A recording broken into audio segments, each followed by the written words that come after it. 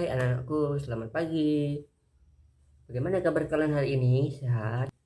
Apakah anak-anakku semuanya sudah siap untuk mengikuti sebuah pelajaran pada pagi hari ini? Oke, begitu Bapak absen dulu ya anak-anakku semuanya. Oke, Bapak rasa semuanya hadir pada pagi hari ini. Oke anak-anakku, hari ini kita akan memulai pembelajaran. Sebelum mulai, bagi yang belum menyiapkan segala alat tulisnya, silakan siapkan dulu, mulai dari buku, pulpen, dan penghapus. Selain daripada itu, diharapkan jangan letakkan di atas meja, nanti akan Bapak tangkap. Nah, kita langsung saja masuk ke pembelajarannya anak-anakku semuanya. Pembelajaran kita pada pagi hari ini adalah tentang buku dengan temanya tema satu diriku dan subtemanya aku dan teman baruku. Nah anak-anakku, adapun tujuan pembelajaran kita pada pagi hari ini yang pertama, dengan membaca siswa bisa memahami permasalahan di setiap teks bacaan. Yang kedua, dengan membaca siswa dapat menemukan ide pokok bacaan dengan tanggung jawab.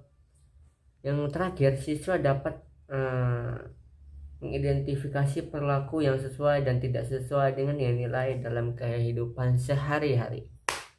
Baik, kita langsung saja ke pembelajarannya. Nah, seperti yang anak perhatikan di depan itu ada teks bacaan yang berjudulkan Asal Mula Telaga Warna. Nah, anak-anakku semuanya, silakan dengarkan dengan baik-baik. Di sini kita akan mendengarkan sebuah cerita yang berjudulkan seperti yang Bapak sebut tadi, yaitu Asal Mula Telaga Warna. Nah, di sini Bapak akan bacakan, anak-anakku semuanya silakan menyimak dan dengarkan baik-baik karena nanti akan Bapak tanya. Baik, Bapak akan baca.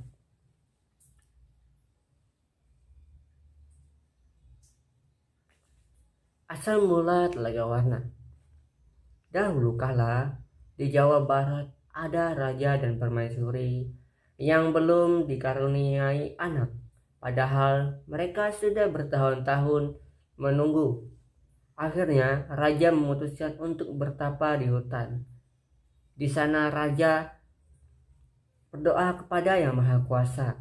Raja meminta agar segera dikaruniai anak. Doa raja pun terkabul.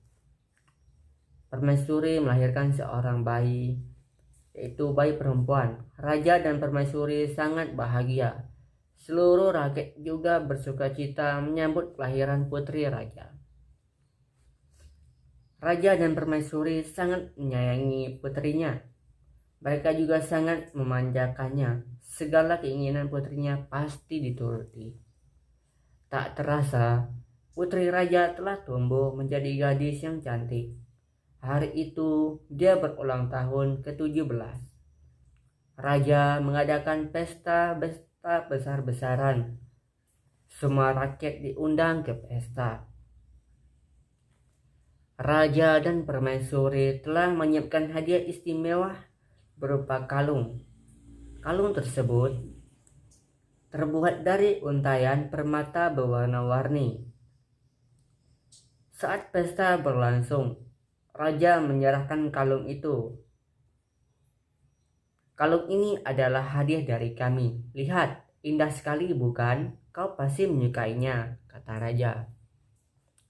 Raja bersiap mengalungkan kalung itu ke leher putrinya. Sungguh di luar dugaan, putri menolak mengenakan kalung itu. Aku tak suka kalung ini, ayah.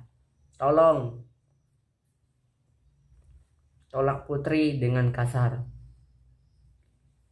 Raja dan permaisuri terkejut. Kemudian permaisuri berusaha membujuk putrinya dengan lembut.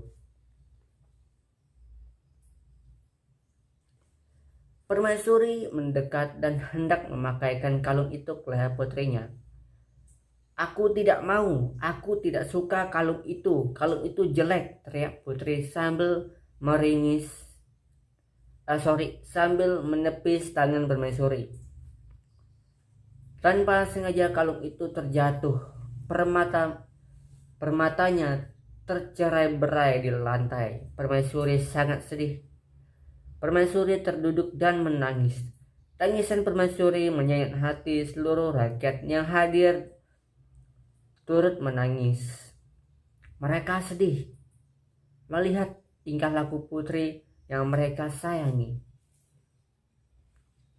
Tidak disangka, air mata yang tumpah ke lantai berubah menjadi aliran air. Aliran air menghanyutkan permata-permata yang berserakah. Air tersebut mengalir keluar istana dan membentuk danau. Anehnya, air danau berwarna-warni seperti warna-warna permata kalung putri. Kini, danau itu dikenal dengan sebutan Telaga Warna.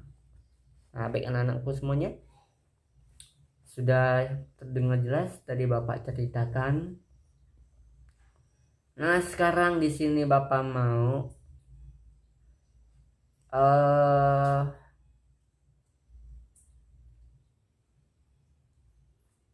bertanya ke anak-anakku semuanya. Tadi kan sudah mendengar cerita ya kan, pasti jelas kan, tidak mungkin tidak tahu kan kalau Bapak tanya. Oke, sekarang Bapak tanya, anak-anakku, siapa tokoh utama dari cerita tadi yang Bapak bacakan? Ya, betul sekali ya. Nah, siapakah tokoh utama dalam cerita tersebut? Yaitu Sang Raja dan Sang Ratu. Betul sekali ya, tokoh utama yang paling utama. Nah,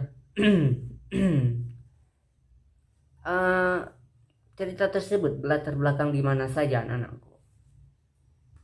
Yang pertama tadi itu berlatar belakang di istana pasti. Yang kedua di hutan. Nah, dan yang ketiga itu di sebuah danau yang tadi disebut dengan Telaga Warna.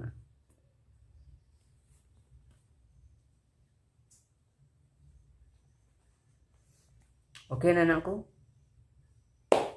mungkin sudah jelas tadi dan sudah dijawab oleh teman-teman kalian. Nah, di sini Bapak akan menyampaikan lagi sedikit penjelasan daripada cerita di atas. Nah, anak-anakku, cerita di atas itu mengandung sebuah permasalahan. Nah, permasalahan ini seperti apa anak-anakku? Nah, permasalahan itu tadi, awal daripada cerita itu tadi, raja dan ratu ini mereka kesulitan untuk mendapatkan seorang anak, atau bisa disebut belum dikaruniai oleh seorang anak, sehingga si raja tersebut dia pergi ke hutan, ke sebuah goa kalau tidak salah tadi. Ya, dia pergi ke hutan, dia bertapa di hutan sana, bukan di goa, sorry. Dia bertapa di hutan sana, dia berdoa kepada Yang Maha Kuasa Sang Pencipta supaya mereka segera dianugerahkan atau dikaruniai oleh seorang anak. Nah, tanpa disadari ternyata doa dari raja itu tadi dikabulkan oleh Sang Pencipta, sehingga Sang Permaisuri istri raja melahirkan anak. Sayangnya, nah di sini sudah memasuki inti dari permasalahan cerita tersebut. Kenapa kenapa Bapak bilang kita sudah memasuki inti dari permasalahan? Karena di sini setelah raja dan putri dikaruniai oleh seorang anak, setelah anaknya itu menginjak usia 17 tahun, di sini anak mereka berbuat durhaka kepada orang tua mereka, yaitu sang raja dan ratu. Sehingga permasalahan ini tadi menyebabkan sang permaisuri itu menangis. Karena apa? Karena kalung pemberian sang permaisuri dan raja permaisuri ditolong oleh anak mereka, sehingga tadi kalungnya itu terputus dan manik-manik atau permata-permata pada kalung tersebut berceceran, sehingga membuat si permaisuri itu tadi nangis, dan air matanya tuh membentuk sebuah danau yang disebut sebagai Telaga Warna anak-anakku. Nah, inti dari permasalahan itu tadi ya itu dia, permaisuri menangis dan pada akhirnya bisa dikatakan tidak seorang pun yang selamat di situ, karena ada tempat atau kerajaan daripada sang ratu dan permaisuri tersebut membentuk sebuah danau yang disebut dengan Telaga Warna, anak-anakku. Nah, pesan moral daripada cerita tadi yaitu adalah jangan durhaka kepada orang tua, syukuri apa yang ada. Itu dia pesan moralnya, anak-anakku ya. Oke, anak-anakku, sebelum kita menutup kegiatan kita pada pagi hari ini, di sini Bapak ingin menyampaikan sebuah tugas. Silakan anak-anakku kerjakan tugas ini di rumah. Ini tugas atau PR ya, tugas rumah. Di sini anak-anakku silakan buat sebuah cerpen atau cerita pendek bergambar bebas, tidak usah panjang ceritanya, boleh dibantu oleh orang tua, boleh cari ceritanya itu atau mungkin nyari di atau browsing mungkin di perpus, boleh anak-anakku semuanya, silakan. Oke, sudah jelas ya? Kalau tidak jelas nanti silakan tanya ke teman sebelahnya. Oke, dikarenakan waktunya sudah habis, di sini Bapak akan menyampaikan kesimpulan kita pada pelajaran kita pada pagi hari ini. Anak-anakku, apa saja yang kita pelajari atau kita dengarkan pada pagi hari ini? Oke, baik. Nah, anak-anakku, di sini Bapak akan menyampaikan kesimpulan. Nah, setiap hal yang kita dapatkan harus kita syukuri, dan setiap hidup kita ini pasti ada permasalahan yang pastinya harus kita hadapi dengan kepala dingin ya. Oke, mungkin sekian kesimpulan dari Bapak, dan sekian juga pembelajaran kita pada pagi hari ini. Mohon maaf kalau Bapak ada salah kata. Kita akan ketemu lagi minggu depan. Jangan lupa tugas rumahnya dikerjakan minggu depan, dikumpulkan. Oke, sekian pembelajaran dari Bapak. Sebelum kita pulang, silakan satu orang pimpin doa maju ke depan. Baik. Oke, baik, terima kasih karena sudah mau memimpin doa. Nah, anakku, sebelum pulang silakan perhatikan sampah-sampah di bawah meja. Jika ada silakan dibawa pulang atau mungkin buang di tong sampah yang ada di depan kelas. Baik anakku, sekian pelajaran kita pada pagi hari ini. Sampai ketemu lagi di minggu depan. Selamat pagi anak-anak.